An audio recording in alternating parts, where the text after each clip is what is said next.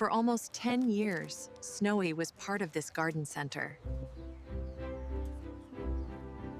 Staff feared the worst, that she'd curled up for a nap inside a delivery truck and been carried miles away before anyone noticed.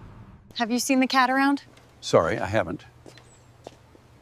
The garden center felt strangely empty without her. And soon, the entire community joined the search.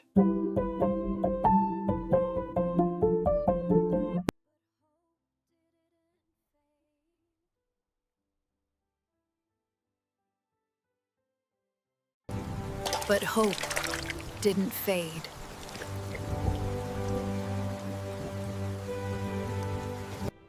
It wasn't just about finding a cat anymore. It was about bringing home a friend.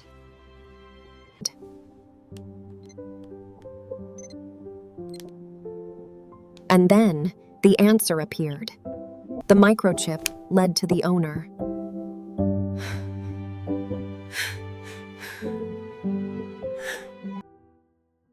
After all that time, one message brought them back together.